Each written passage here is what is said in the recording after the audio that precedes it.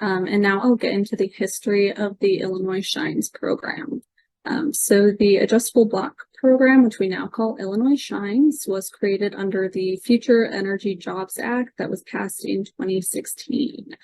FEJA is a core component of the Long-Term Renewable Resources Procurement Plan developed by the IPA in 2018, which included the implementation of Illinois Shines in 2019.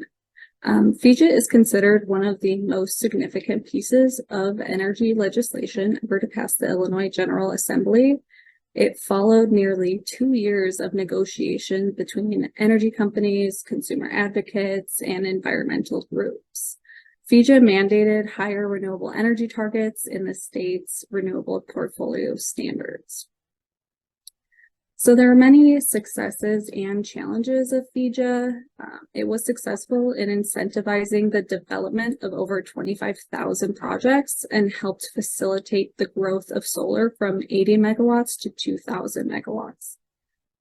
Under FEJA, 670 megawatts of new distributed generation and community solar was developed. However, even with this impressive growth of solar energy under FEJA, there were some challenges. Illinois was still behind the state's renewable energy requirements. Under FEJA, the Illinois Shines program funding was largely exhausted due to program participation and the structure of contract payments. I want to stress that this is not the case now, but was definitely a challenge before FEJA was passed. There were also concerns if there was an equitable distribution of the benefits of a growing clean energy economy, especially to those employed in developing these projects.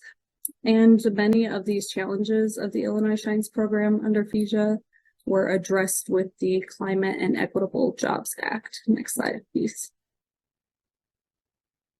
Thank you. Okay, so on September 15, 2021, Governor Pritzker signed the Climate and Equitable Jobs Act into law. CEJA included provisions to phase out carbon emissions from energy and transportation sectors. The Illinois Shines program began operating under CEJA shortly after it was signed in December of 2021. CEJA addressed previous funding issues and included a significant expansion of the Illinois Shines program. It reinforced the program's consumer protection requirements, established prevailing wage and minimum equity standards, and incorporated policies to ensure an equitable transition to a clean energy future.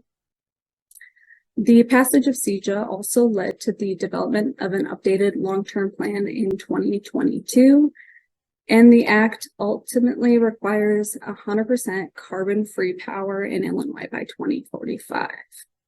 Next slide, please.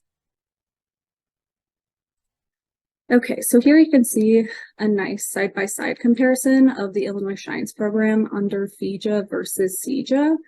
Under FEJA, Illinois Shines had 3 different project categories, which included small distributed generation, large distributed generation, and community solar. CEJA not only updated the existing 3 categories, but it also added 3 new categories, including public schools, community-driven community solar, and equity-eligible contractors. The RPS budget more than doubled from $235 million to $557 million under CEJA across all programs, including Illinois Shines. Also, CEJA included equity and prevailing wage requirements that FEJA did not. Prevailing wage is required for most projects participating in Illinois Shines. There are some exceptions to this, including residential projects, a house of worship, and waitlisted large DG projects.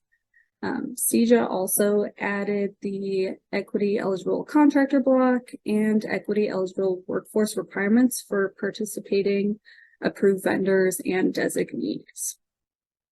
So overall, FEJA and CEJA were both instrumental in developing and expanding the Illinois Shines program to what it is today.